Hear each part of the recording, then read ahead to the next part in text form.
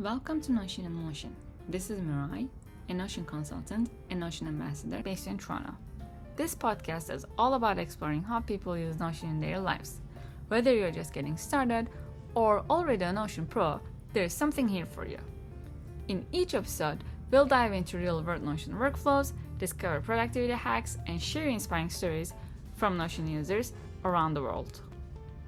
Welcome, Danielle, to Notion in Motion's new episode. I'm so excited to have you, know about you, can you share a bit about who you are, where you're joining this call from, and what do you do?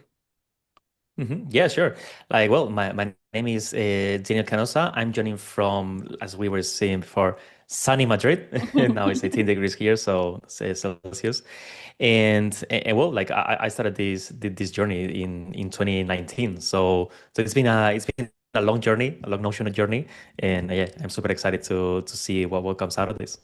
Awesome. Then, actually, when you were talking about when did you started, can you also share a bit about how did you started using Notion? Like, what was the first impression when you discovered it?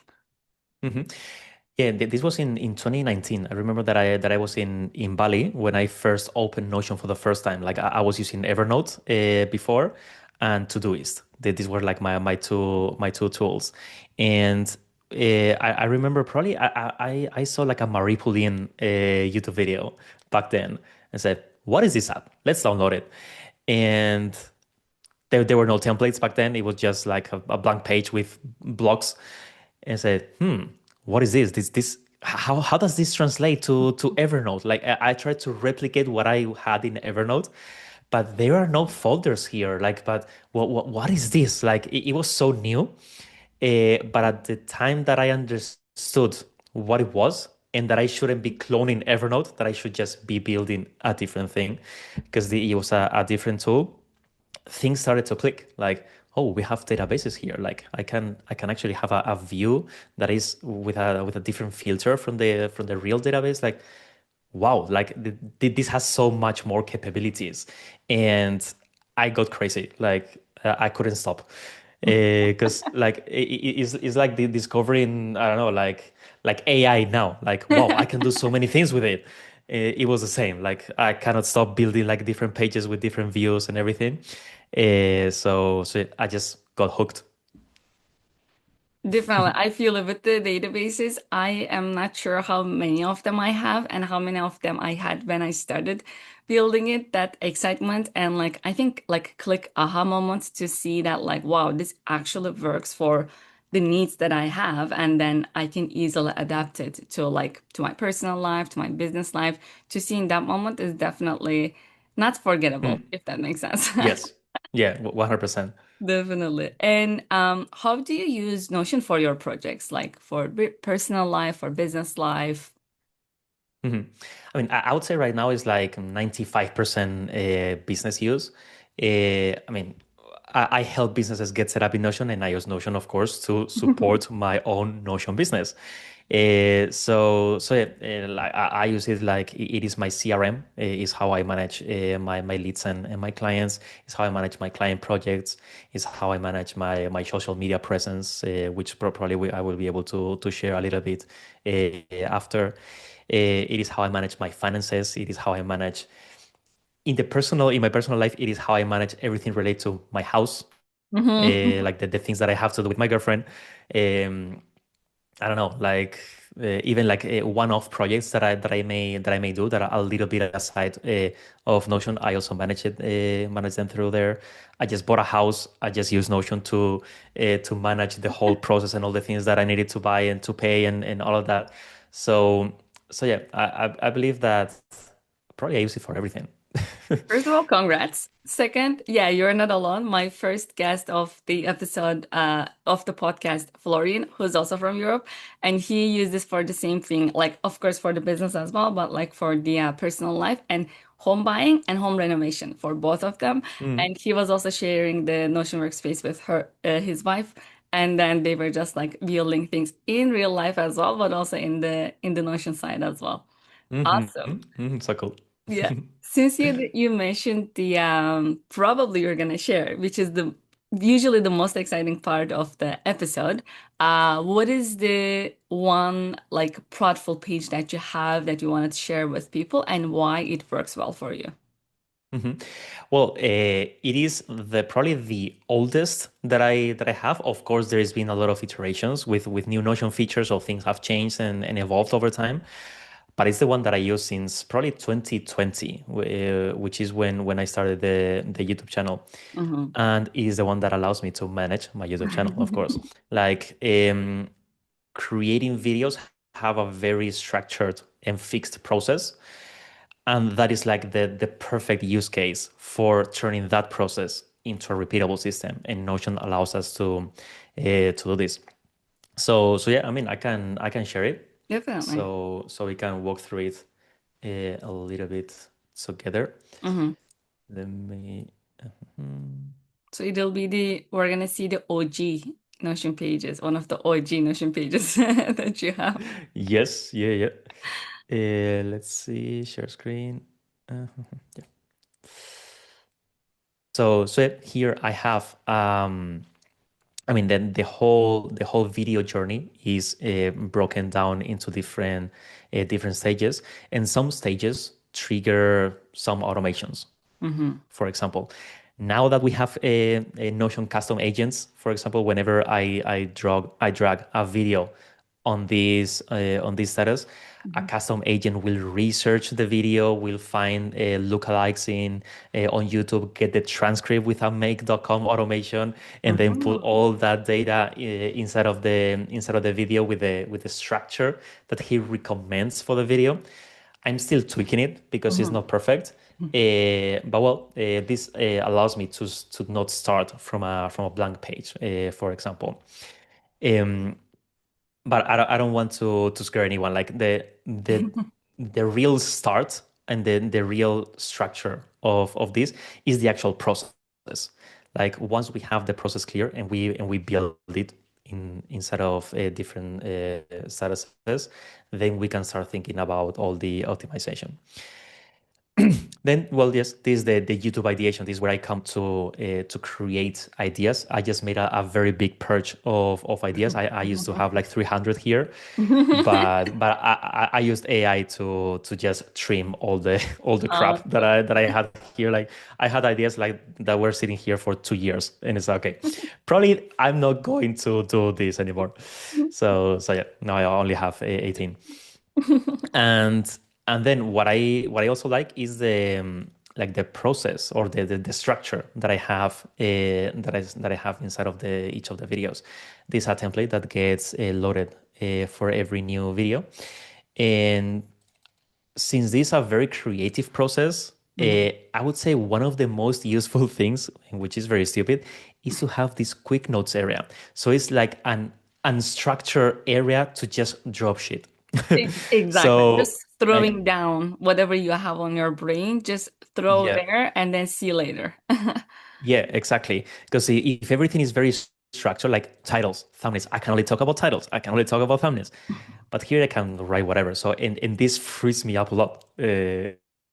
So yeah, this is one of my favorite things.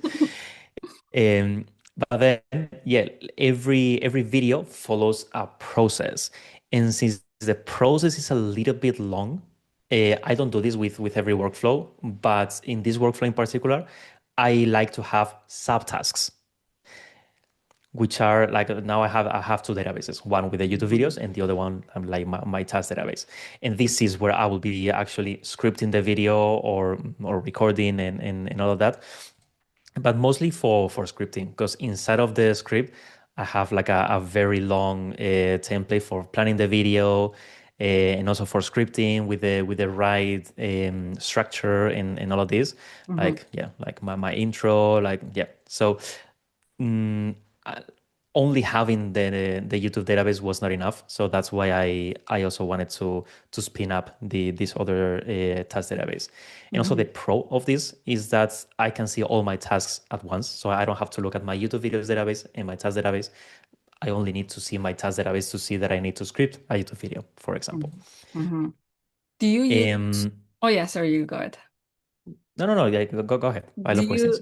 Do you use, first of all, for with the aesthetic part, I definitely like 100% agree with that. Like, it's not just functionality matters, the aesthetic also matters because then you can just like ease your whole goals to just like make it way easier that I can easily, like, even as a third eye, that I can easily see what type of things that you need to have at the beginning, and I can easily, divide them because of the aesthetic and because of the layout at the background.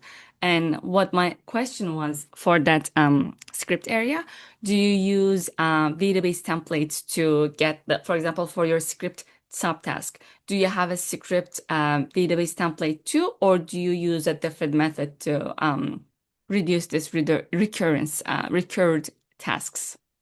Mm. Yeah, those tasks are created through a Notion automation. Mm-hmm, I believe, yeah, video schedule creates subtasks.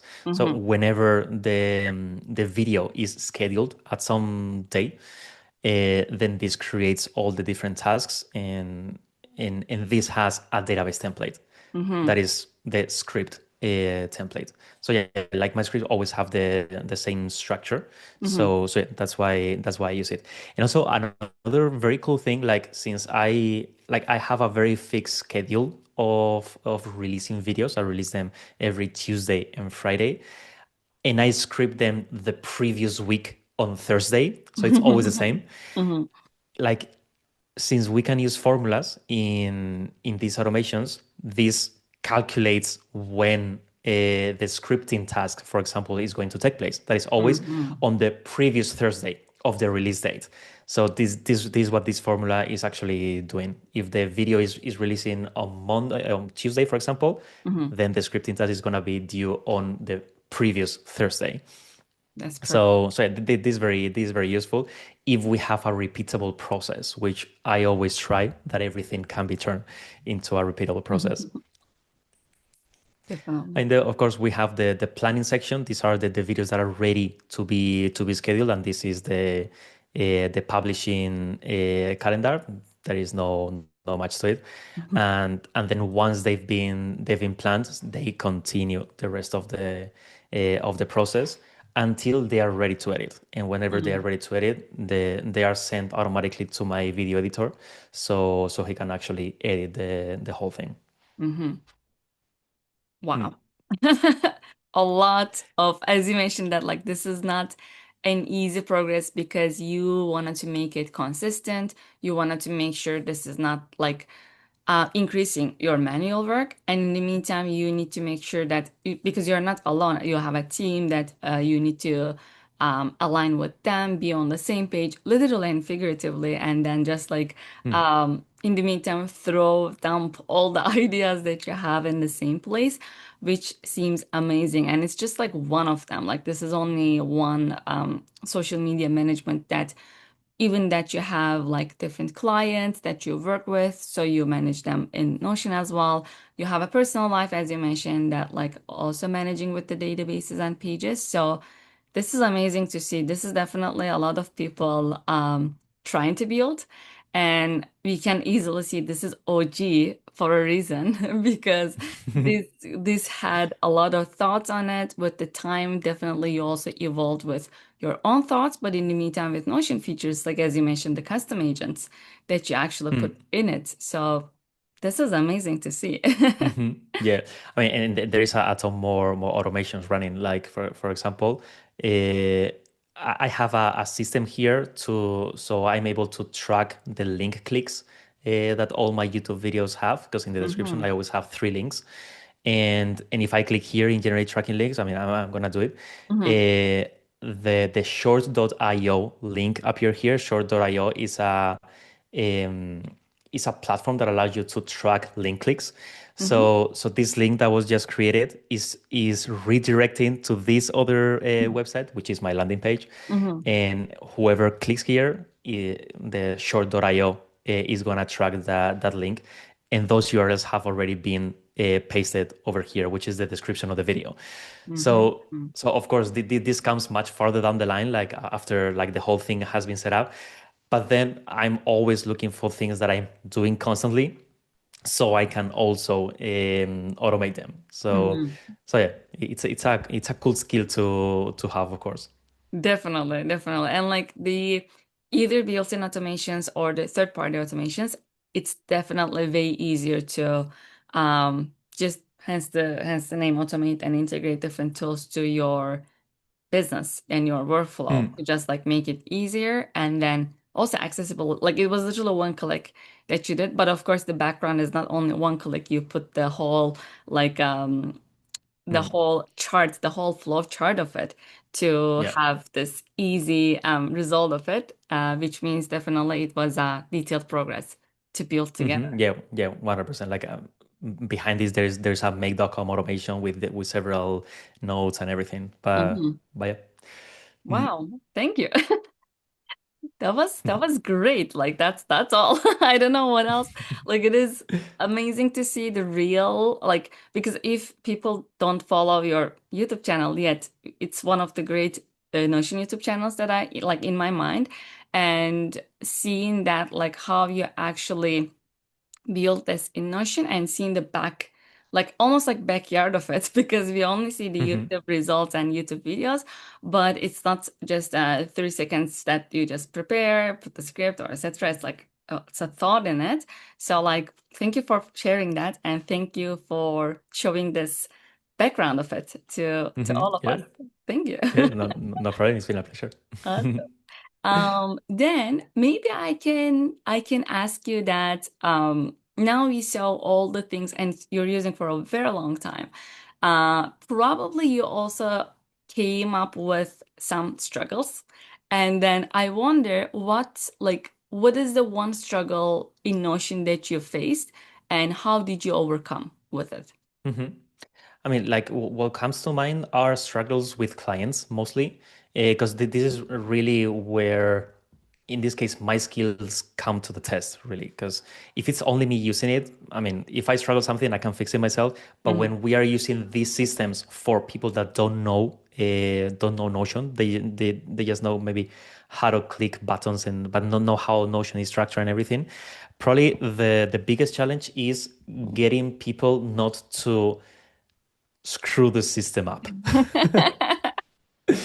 Yeah, and with this I mean like since Notion is very capable and very editable, I was making the mistakes of not setting up the permissions correctly. So the wrong people were able to create as many properties inside of a database as they wanted, and then I would come back to the system just to see how they're doing and see like the like properties called status one, status two, status three, status four.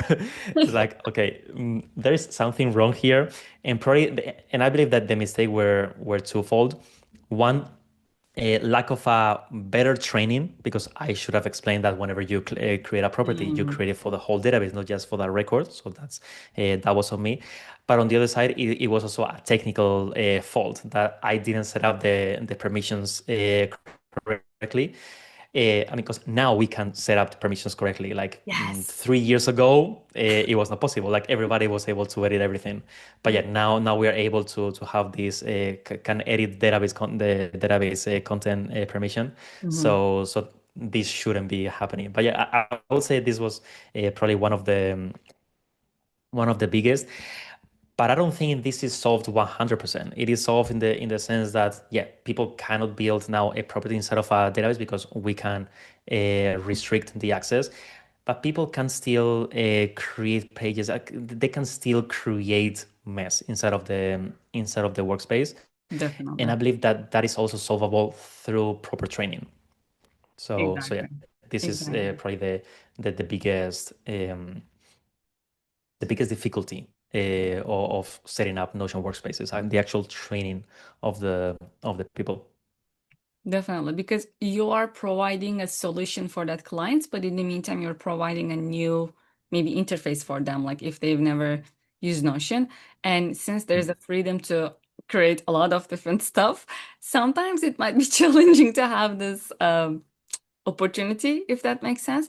And yeah, definitely I feel it with the permissions. And I think that like speaking of like this sharing with people or like external people, the page level access that came through with the Notions conference was also awesome to like Mm, have.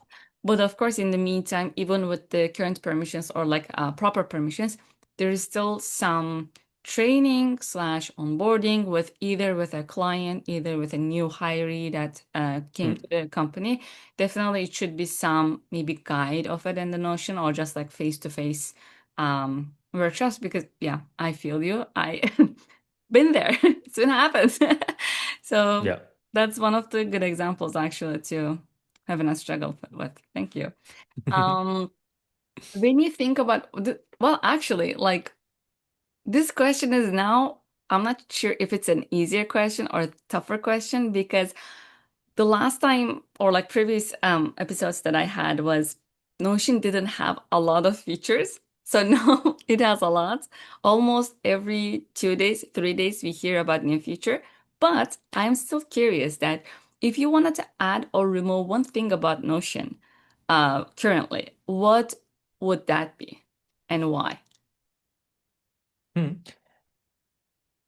Probably that will be um, like even more capabilities through the API.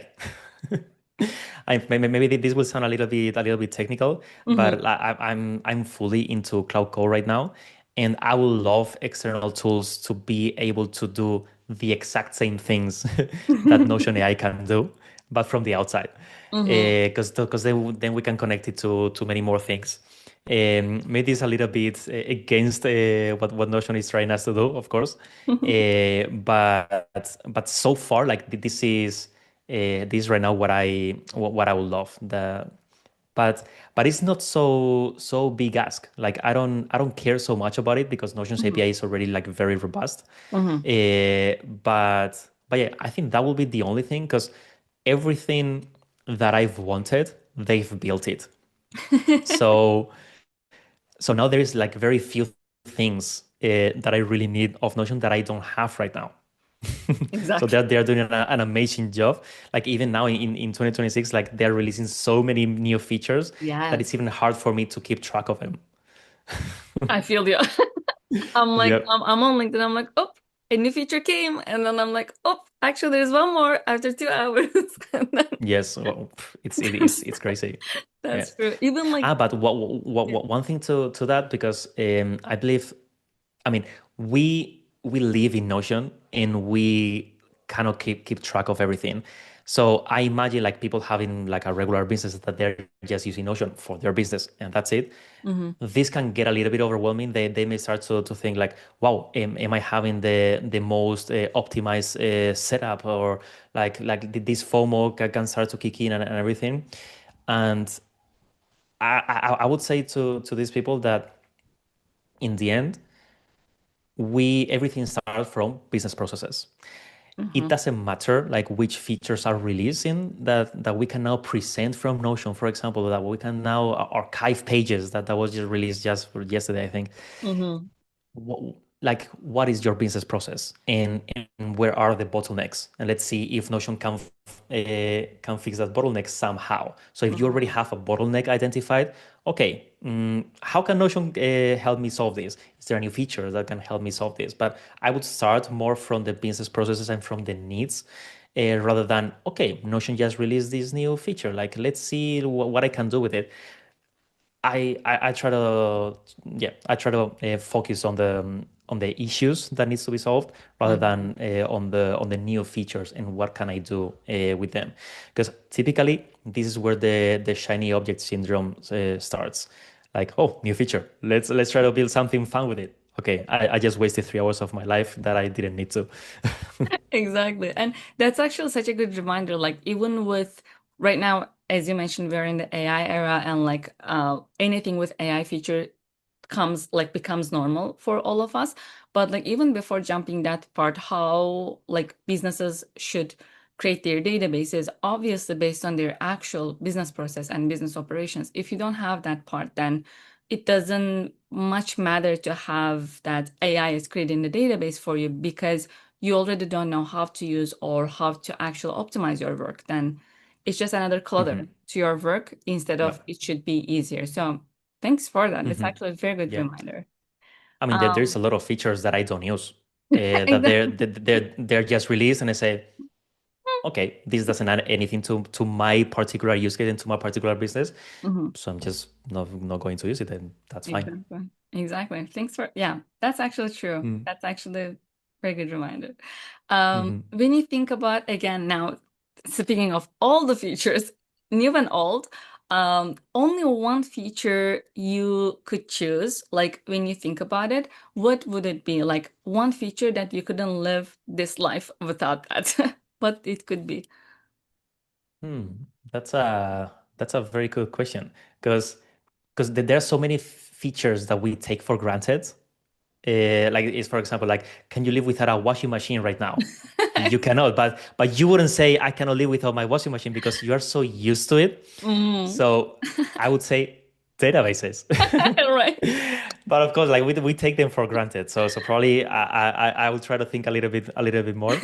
Um, I would say Notion AI, honestly. Like I think Notion AI is getting very very powerful, and it's helping me clean up my workspace. It's helping me even spin up like quick databases for quick use cases. Even if I know how to set things up from scratch, we don't have to anymore. We just have Mhm. to talk to the computer, and it will create it for us. So yeah, this is speeding up a lot of the workflows that used to take much longer, Mhm. and yeah, probably this will be the one. Like right now, if I think of Notion without this AI layer, it will feel like I don't know, a prehistoric fossil. Absolutely. And Yeah. how funny and evolving like Notion AI is because last year I keep asking this question for all my guests, right? And when I asked to like add or remove one thing, like one of the guests said AI because it wasn't that powerful. If you remember the beginning of it, just for like improving text or like little Hmm. tweaks. But now you can even say I cannot live without it because like it makes a lot of the like job and then it just makes your life easier in both business and personal life. So like I'm Hmm. actually glad to hear it, but in the meantime, like just in a year to think about timeline, it's just different to see the Yeah. perspectives. Yeah, 100%. Like when Notion AI was released, like some clients were asking me like, should I be using, like, I'll say, nah. It's pretty bad. Yeah, Yeah, forget it. But now it's like you don't use it, like, but can you exactly. see like the amount of things that you can do now with it? So yeah, like even I remember like some workflows, because in the calls that I have with clients, of course, I ask them questions about the processes, and they tell me the whole process. We go step by step and everything. I was able to take that transcript that was already in Notion and just tell Notion, hey, build the system that we just spoke about. Of course, Hmm. it is nowhere a finished product, but it builds the right databases with the right properties, taking the things that the client has said. Maybe he has like three different services, so the type of service is in a property. So it can do a lot of the grunt work. Hmm. So then I can focus on what humans are best at, which is the UX. Because AI is not so good at building good apps with good UX. Absolutely. But yeah, then I can spin up the dashboards and of course audit what the AI did and everything. So it's gotten that powerful in a very very short period of time. Definitely. It's, yeah, time flew by, if that makes sense. Yep. And last question of like this episode that what's the one thing like this could be about community, this could be about the product itself, however you wanted to think. What's the one thing that you wish that people would know about Notion? That the most important part of Notion is how you structure it. Because Mic yeah, drop. like yes, I see. I mean, I'm part guilty of this because I also used to sell templates before, but people think that just by downloading a template, this is what you this Notion, and this is how you should run it. Um, but there is so much work before even starting and opening Notion to define. And even like some clients come to me and I say, "No, we don't need all this preparatory work, all this definition. Like let's just like build these databases and whatever." Let's like, no, like there's a lot of preparation to architect the workspace before jumping into Notion, Exactly. because there are two reasons for it. One is humans. Humans are going to use the workspace. Permissions, like access, like UX, like where to find what, like all this is very important to set up from the beginning, because Mhm. to refactor an existing workspace is a nightmare. Like Exactly. honestly, I don't take those projects. Um, and then second, for AI, like the better structure the workspace is, the easier for the AI is to find the right sources of data to then do whatever you ask it to do. Exactly. So yeah, I believe this is probably the most important thing. I think you just left the like conversation at the top. This was amazing. Like when you because like of course this answer depends on the like it's very subjective question. And then some people say the Notion community that like how it's growing. Some people say like as you mentioned how it's how you build and it's first to know what is your goal and your need with using not even just Notion, but like any type of product. Like, why are you using that? Is it because you wanted to add another product to your toolbox, or you actually wanted to solve something that is a pain Yeah, point that you have? Then you can actually build the UX behind it, even though, like, without being a UX designer, or like just to know what is your vision and then put that vision into the Notion itself, which is definitely more than enough than anything. And then from there, as you mentioned, definitely there are some like the databases and like different pages that you can see after they build it. It's like shaky. And then the more you put, it's even more like yeah, shoveling. So like yeah. it's definitely a hard Hmm. one Yeah. to put. But good Yeah, to and in that remember. moment, they have already put a lot of data inside of Notion, but in pages like that are everywhere. So the data is actually important, but it's just not in the right place. Exactly. So that takes a lot of work. Whereas if you could start from the beginning with the right foundation, then you don't have to do this extra refactoring work in the future. Exactly. That is awesome. That was Mm. all. Thank you so much for this Thank you, episode. Mirai. I was genuinely excited to like just have this episode, see background of it, see how you manage your life. Basically, again, like doesn't matter which aspect of your life, and then just have your thoughts on it because like including like not only the audience learns it, but I also learn from my guests too, like how they think, how they build, and why actually they use that way. So now I see that like why you choose automations, why you choose that one landing page, the OG one that we were witnessed. And Mhm. again, thank you so much for your time and sharing your wisdom with everyone. Thank you so much for your time as well, Mirai. Of course, thank you so much. Have a good one. Bye bye. Bye bye. And that's a wrap. If you enjoyed this conversation and wanted to discover more ways to enhance your productivity with Notion, be sure to subscribe and join our growing community. You can find me on LinkedIn or check out my templates at Notion, and you can find all details description below. Thanks so much for listening and catch you in the next episode.